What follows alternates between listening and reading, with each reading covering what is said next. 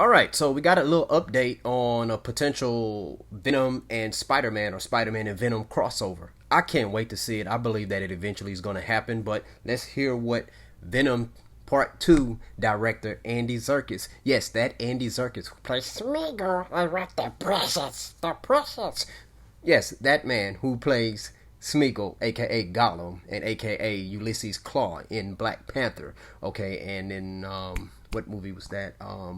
Avengers: Age of Ultron is directing Venom 2. So let's hear what he had to say.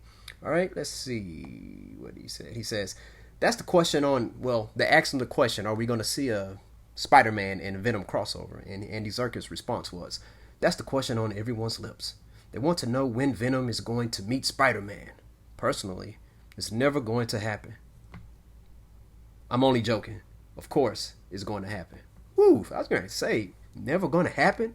I mean, I know you can never say never, but listen, don't do that. You are the director. We don't want to hear you saying it's never going to happen. So thank God he was only playing with us. All right.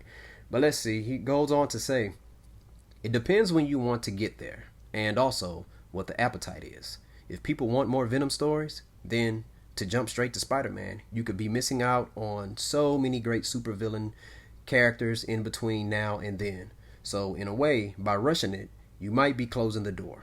Whereas if people are loving the world, then I think all those other characters that are there in the canon, that are there in the lore of Venom, for instance, all of the supervillains in Ravencroft, and their Institute for the Criminally Insane, there could be some fantastic stories." He also mentions Toxin and all the other symbiotes. Okay. Hey man, I'm cool with that answer. You know, he didn't say yes, he didn't say no, and he sure as hell didn't confirm anything. And I can respect that. Because here's the thing. You want to continue to give the fans hope. Even if you don't even know what's gonna happen. Give the fans hope. Alright? Because guess what? When you give people hope, guess what?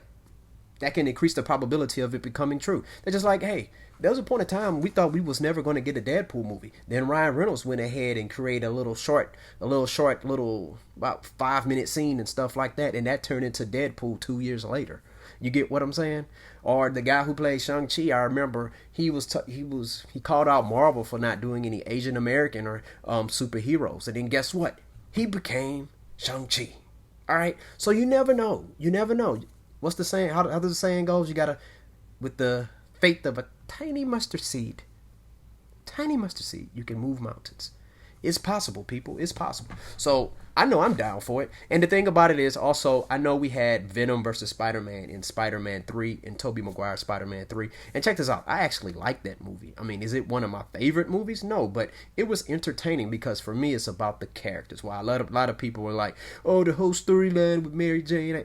Listen, I could watch a superhero movie and care less about what they're doing with their love interests, okay? Me personally, I still got my headphones on. I want to see action scenes, all right? But I thought they did a pretty decent job with that. But anyways, we got to see that. And here's the thing. I think Tom Hardy's Venom is dope. And also, I do side with Andy Serkis when he says that you don't want to rush it. Because you don't want to rush this. Why would you rush it? Because it's not like... You know, I could see if this was before Venom 1 came out, and before Venom 1 came out, a lot of people were asking the question, hey, can a Venom standalone movie without Spider-Man being involved or even mentioned in it, can it, like, sustain itself? And guess what it did? I believe that film made about 800 million, something like that. I don't know if it actually got to 1 billion later on, but 800 million is a lot, and I don't think a lot of people was expecting that. And I think, was that a rated R movie? I gotta go back and check. But anyways, I enjoyed the movie. And guess what? It was about Venom, you know, and it didn't even, you know, wasn't even worried about Spider-Man. Spider-Man's doing his own thing. Spider-Man has his own journey. So you don't want to just drop Venom in the middle of Spider-Man's particular journey and stuff. Because their rivalry, their battle scenes deserves better than that. You know what I'm saying? So, and who knows? The Let There Be Carnage scenario might bring them together. I remember playing the video game Carnage, all right, and it brought Spider-Man and Venom together. So who knows? That might be something that brings them together because we do not know yet the outcome of Venom 2. Let There Be Carnage. For all we know, Carnage might end up winning because Carnage is known to go battle some Avengers also. So Carnage is a bad dude, people. And I like Woody Harrelson. I can't just see an actor of Woody Harrelson character just playing, doing just a one-off in a movie. You know what I'm saying? So who knows? This might continue and continue. It's just like Thanos won in Infinity War, then we got to see him in Endgame. All right, because guess what? Josh Brolin is a phenomenal actor, and you don't want to just use him playing a villain like Thanos just for one movie, right? But anyways, I think one day we're gonna see it. I don't know, but here's the thing.